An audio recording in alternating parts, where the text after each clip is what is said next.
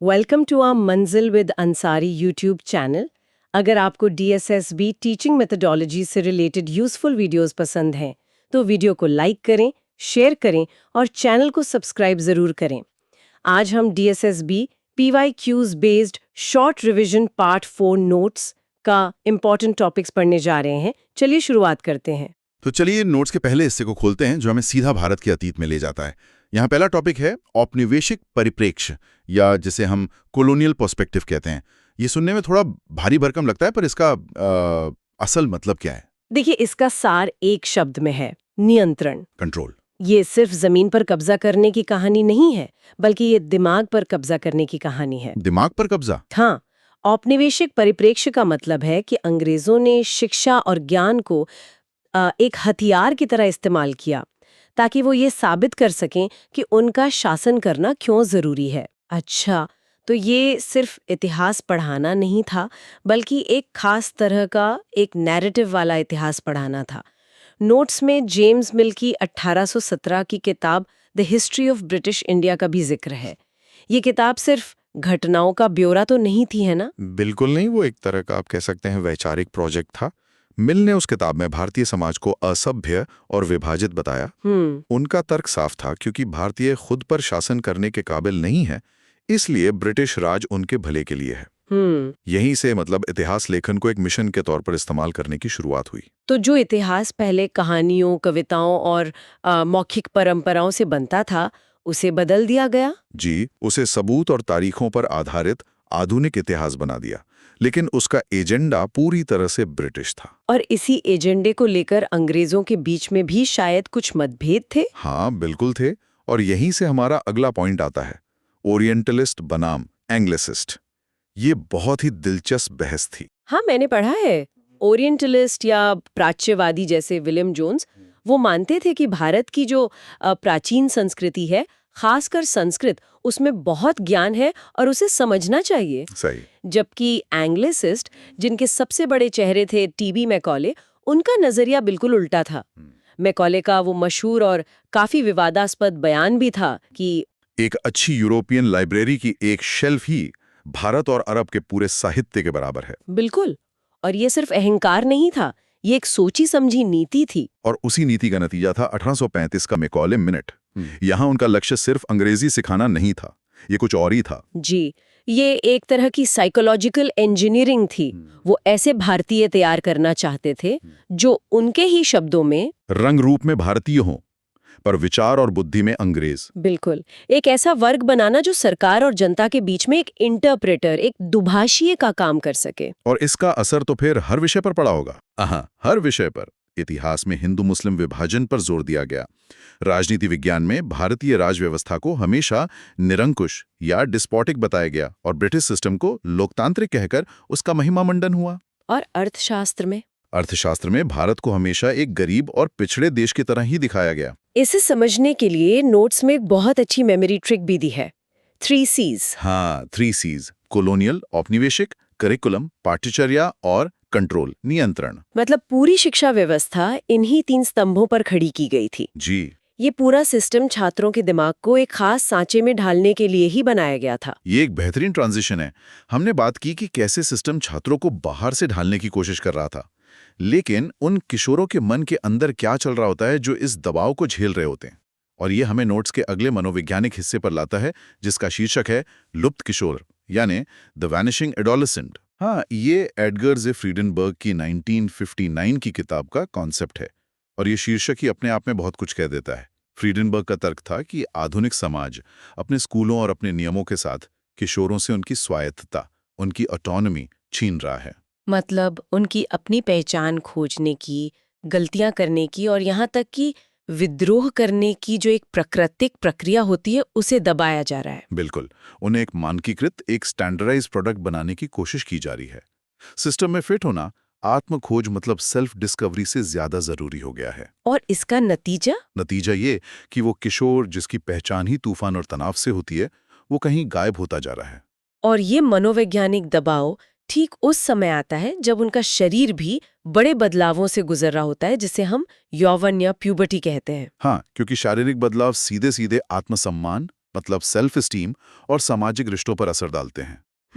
खासकर लड़कियों पर परफेक्ट दिखने का, पतला होने का जो बॉडी इमेज का दबाव बनता है वो बहुत खतरनाक हो सकता है। और इससे एनोरेक्सिया या बुलिमिया जैसे ईटिंग डिसऑर्डर्स भी हो सकते हैं। जी बिल्कुल। तो इन्हीं चुनौतियों को ध्यान में रखकर भारत में 2005 में एडोलेसेंस एजुकेशन प्रोग्राम यानी AEP शुरू किया गया था।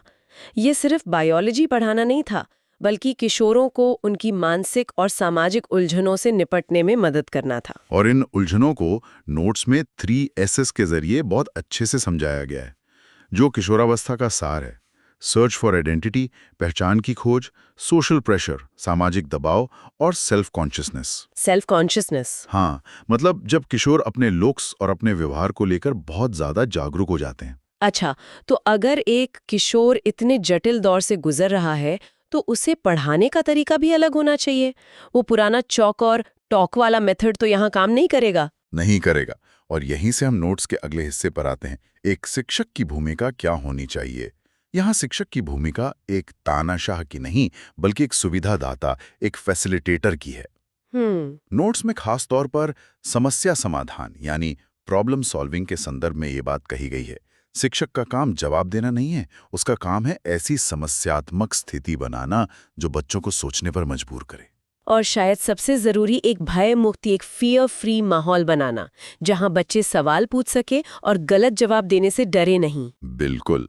शिक्षक सिर्फ एक गाइड है, वो मंजिल का रास्ता नहीं बताता, बस एक मशाल दिखाता है। इसी प्रगतिशील सोच को आगे बढ़ाता है सहकारी अधिगम यानी कोऑपरेटिव लर्निंग का सिद्धांत। जी, इसका सीधा सा मतलब है मिलजुल कर सीखना। लेकिन ये सिर्फ बच्चों को एक ग्रुप में बिठा देना नहीं है। इसके कुछ गहरे सिद्धांत हैं, जैसा नोट्स में बताया गया है। हाँ, जैसे पहला सिद्धांत है सकारात्मक अंतर्निर्भरता या पॉजिटिव इंटरडिपेंडेंस। इसका क्या मतलब हुआ? इसे एक रिले रेस टीम की तरह समझिए। आपकी टीम की जीत इस बात पर निर्भर करती है कि हर कोई अपना हिस्सा ठीक से दौड़े। मतलब आप सच में एक साथ तैरते हैं या एक साथ डूबते हैं? बिल्कुल। और दूसरा सिद्धांत है व्यक्तिगत जवाबदेही। मतलब ग्रुप में भी हर किसी की अपनी जिम्मेदारी है। ये नहीं कि एक बच्चा सारा काम करे और बाकी सब बस श्रेय ले जाएं। सही बात है। और तीसरा है समान स्थिति सहभागिता। मतलब ग्रुप में कोई बॉस नहीं है जी।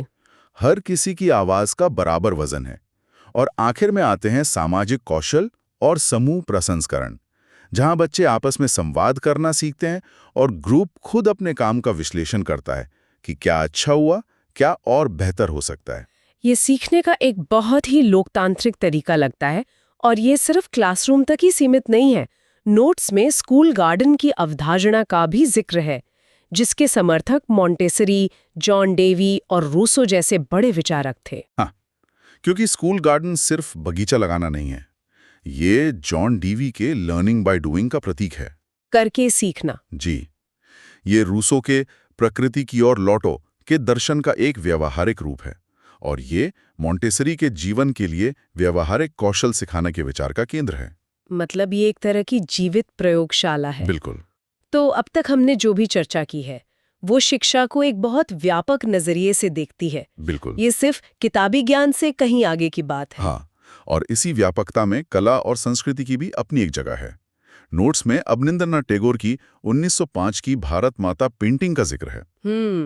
जो स्वदेशी आंदोलन के दौरान बनी थी। जी, और इसमें भारत माता को किसी देवी या योद्धा की तरह नहीं दिखाया गया है, बल्कि एक शांत, दिव्य और आध्यात्मिक सन्यासिनी के रूप में दिखाया गया है। ये कला के जरिए राष्ट्रवाद को एक नई परिभाषा देने की कोशिश थी। बिल्कुल। और कला के दूसरे रूपों जैसे नृत्य की भी बात है। नोट्स बताते हैं कि नृत्य के 4 जरूरी तत्व हैं। हाँ, लय, गति, डिजाइन और अभिव्यक्ति। ये एक तरह से नृत्य की अपनी एक व्याकरण है। और इसी तरह क्षेत्रीय कलाएं जैसे बिहार की मधुबनी या महाराष्ट्र की वर्ली। जी, या राजस्थान की फड़। ये सिर्फ सुंदर चित्र नहीं है, ये अपने समुदाय की कहानियों, उनकी परंपराओं और उनकी पहचान का एक दस्तावेज है। और शिक्षा के समग्र दृष्टिकोण में खेल की क्या भूमिका है? अक्सर तो यही कहा जाता है कि खेलना बंद करो और जाकर पढ़ाई करो, लेकिन ये नोट्स कुछ और कहते हैं। ये हमारी सोच में एक बहुत महत्वपूर्ण बदलाव है। खेल सिर्फ शारीरिक कसरत नहीं है। जब बच्चे खेलते हैं तो वे रणनीति बनाते हैं, नियम सीखते हैं, तर्क मतलब लॉजिक का इस्तेमाल करते हैं। और उनकी याददाश्त भी तेज होती है। हाँ, ये उनके संज्ञानात्मक विकास यानी कॉग्निटिव डेवलपमेंट का एक बहुत शक्तिशाली माध्यम है। वे खेल-खेल में प्रॉब्लम सॉल्विंग और निर्णय लेना सीखते हैं। और इस पूरे विकास के लिए शरीर का स्वस्थ होना भी तो जरूरी है। नोट्स में स्वास्थ्य और पोषण पर भी कुछ जरूरी बातें हैं, जैसे संचारी और गैर संचारी रोगों के बीच का अंतर। जी, संचारी मतलब कम्युनिकेबल रोग वो हैं जो एक से दूसरे में फैलते हैं, जैसे खांसी या खसरा, और गैर संचारी या नॉन कम्युनिकेबल रोग जीवन शैली से जुड़े होते हैं, जैसे डायबिटीज या हार्ट स्ट्रोक, जो संक्रामक नहीं है। और पोषण के बारे में एक आम गलती की ओर भी इशारा किया गया है, जो परीक्षाओं में पूछी जा सकती है, जैसे चावल को प्रोटीन का स्रोत बताना, जो कि गलत है। बिल्कुल गलत है। चावल मुख्य रूप से कार्बोहाइड्रेट का स्रोत है। ये छोटी-छोटी बातें पोषण के बारे में सही समझ बनाने के लिए बहुत जरूरी हैं। इन सभी प्रगतिशील विचारों को अगर हम एक साथ देखें, जैसे हस्तशिल्प, आत्मनिर्भरता, मातृभाषा में शिक्षा, तो ये हमें महात्मा गांधी की 1937 की वर्धा शिक्षा योजना की याद दिलाता है। सही। गांधी जी उस समय एक ऐसी शिक्षा की वकालत कर रहे थे जो बच्चे को जीवन के लिए तैयार करे, ना कि सिर्फ डिग्री के लिए। उनकी नई तालीम आज की होलिस्टिक एजुकेशन की एक तरह से बुनियाद थी। तो हमने देखा कि ये विचार कितने पुराने और गहरे हैं। क्या आज हमारे सिस्टम में इन विचारों को कोई कानूनी या संवैधानिक आधार मिला है? बिल्कुल। नोट्स में कुछ महत्वपूर्ण संवैधानिक अनुच्छेदों का जिक्र है, जैसे अनुच्छेद 39 जो बच्चों के स्वस्थ विकास के अवसरों की बात करता है, अनुच्छेद 45 जो 6 साल तक के बच्चों की देखभाल और शिक्षा यानी ECCE को जरूरी बताता है, और अनुच्छेद 47 जो पोषण और स्वास्थ्य के स्तर को सुधारने की जिम्मेदारी राज्य को देता है। ये सब उसी समग्र विकास के दर्शन को एक कानूनी जामा पहनाते हैं। जी। और ये दर्शन क्लासरूम की छोटी छोटी चीजों में भी झलकता है, जैसे विशेष आवश्यकता वाले बच्चों को दरवाजे के पास बिठाना ताकि उन्हें आने जाने में आसानी हो। हाँ। या फिर 6ठी से 8वीं के किताबों में नागरिक शास्त्र सिविक्स की जगह सामाजिक और राजनीतिक जीवन सोशल एंड पॉलिटिकल लाइफ शब्द का इस्तेमाल करना। ये एक बहुत अच्छा पॉइंट है। नागरिक शास्त्र शब्द में एक भाव था कि आप नागरिकों को उनके कर्तव्यों के बारे में बता रहे हैं। सामाजिक और राजनीतिक जीवन ज्यादा व्यापक है। ये बच्चों को अपने आसपास की दुनिया को समझने और उसमें अपनी भूमिका खोजने के लिए प्रोत्साहित करता है। ये एक छोटा सा बदलाव है, लेकिन इसके पीछे की सोच बहुत बड़ी है। बिल्कुल। तो इन नोट्स पर हमारी यह चर्चा दिखाती है कि एक शिक्षक बनने का मतलब सिर्फ कुछ फैक्ट्स और फॉर्मूले जानना नहीं है। ये शिक्षा के पूरे दर्शन को, उसके इतिहास को, उसके मनोविज्ञान और सामाजिक मकसद को समझने की एक यात्रा है। हर एक टॉपिक, चाहे वो औपनिवेशिक इतिहास हो या क्लासरूम में बैठने की व्यवस्था, एक दूसरे से जुड़ा हुआ है और एक बड़ी तस्वीर का हिस्सा है। बिल्कुल, ये था PYQ's नोट्स का कंप्लीट एक्सप्लेनेशन। अगर वीडियो हेल्पफुल लगी हो तो लाइक और शेयर जरूर करें।